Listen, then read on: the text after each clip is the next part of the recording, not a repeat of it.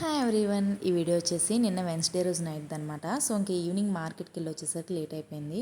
ఇంకా డిన్నర్లోకి అయితే మిర్చి బజ్జీ అయితే ప్రిపేర్ చేస్తున్నాను. నేను ఎప్పుడు మిర్చి బజ్జీ వేసిన టేస్ట్ అయితే చాలా బాగుంటుంది, కానీ షేప్ అయితే అస్సలు పర్ఫెక్ట్గా అయితే రాదు.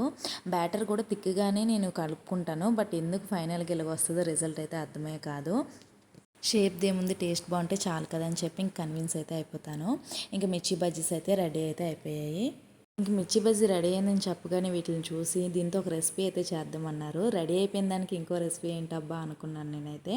ఫస్ట్ అయితే కొన్ని ఆనియన్స్ అయితే చాప్ చేసుకుని తీసుకురమ్మన్నారు. అండ్ ప్రిపేర్ చేసుకుని మిర్చి బజ్జీ కూడా కొన్ని పీసెస్ ఇలాగా కట్ చేసుకున్నాను.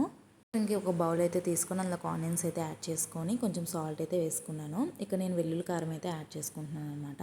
అండ్ ఫ్రై చేసుకున్న పల్లీలు అండ్ మనం కట్ చేసి పెట్టుకున్న బజ్జీ పీసెస్ కూడా వేసుకొని కొంచెం మిక్స్ అయితే చేసుకున్నాను. తర్వాత ఒక ఫుల్ లెమన్ అయితే తీసుకొని యాడ్ చేసుకున్నాను అనమాట. లెమన్ వేసుకున్న తర్వాత బాగా అయితే మిక్స్ చేసుకోవాలి. నేను ఎప్పుడు మిర్చి బజ్జీ మిడిల్లో కట్ చేసి ఆనియన్స్ వేసుకొని తినడం తప్ప ఇలా పీసెస్లా కట్ చేసుకొని ఎప్పుడూ తినలేదు. టేస్ట్ అయితే చాలా అంటే చాలా బాగుంది. ఇది ఇంట్లో ప్రిపేర్ చేయడం కూడా ఇదే ఫస్ట్ టైం అనమాట. ఇలా పీసెస్లా కట్ చేస్తారని నాకు అసలు తెలియదు, మా హస్బెండ్ చెప్పినంత వరకు. ఇంకా ట్రై చేశాను, టేస్ట్ అయితే చాలా బాగా వచ్చింది. అంతే, ఇంకా వీడియో నెక్స్ట్ వీడియోలో అయితే కలుద్దాం. Please subscribe.